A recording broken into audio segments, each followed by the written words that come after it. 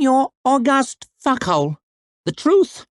Under the wilful mismanagement of the old villains on your closed council, your army is rotting, frittered away with cavalier carelessness as a rake might fritter away his father's fortune. If they were the enemy's councillors, they could scarcely do more to frustrate your fuckhole's interests in the north. You could do better yourself, which is truly the most damning indictment of which I am capable. It would have been more honourable to load the men aboard in Adua, wave them off with a tear in the eye, than simply set fire to the ships and send them all to the bottom of the bay. The truth? Marshal Croy is competent and cares for his soldiers, and I ardently desire to fuck his daughter, but there is only so much one man can do. His underlings, Jallenhorn, Mitterick and Meade, have been struggling manfully with each other for the place of worst general in history. I hardly know which deserves the higher contempt, the pleasant but incompetent dullard, the treacherous, reckless careerist, or the indecisive, warmongering pedant. At least the last has already paid for his folly with his life. With any luck, the rest of us will follow. The truth? Why would you care? Old friends like us need have no pretences. I know better than most. You are a cringing cipher, a spineless figurehead, a self-pitying, self-loving, self-hating child man, king of nothing but your own vanity. Bias rules here, and he is bereft of conscience, scruple, or mercy. The man is a monster, the worst I have seen, in fact, since I last looked in the mirror. The truth? I am rotting too. I am buried alive and already rotting. If I was not such a coward, I would kill myself.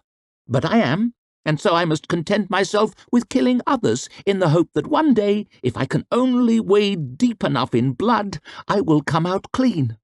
While I wait breathlessly for rehabilitation that will never come, I will of course be delighted to consume any shit you might deign to squeeze into my face from the royal buttocks.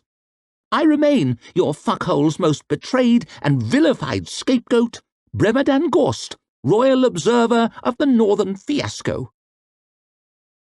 Gorst put down his pen, frowning at a tiny cut he had somehow acquired on the very tip of his forefinger, where it rendered every slightest task painful. He blew gently over the letter until every gleam of wet ink had turned dry black, then folded it, running his one unbroken nail slowly along it to make the sharpest of creases. He took up the stick of wax, tongue pressed into the roof of his mouth. His eyes found the candle flame, twinkling invitingly in the shadows. He looked at that spark of brightness as a man scared of heights looks at the parapet of a great tower.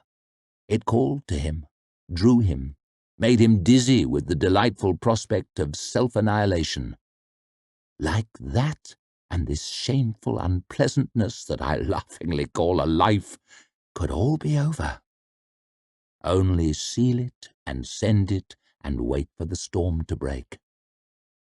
Then he sighed and slid the letter into the flame, watched it slowly blacken, crinkle, dropped the last smouldering corner on the floor of his tent, and ground it under his boot.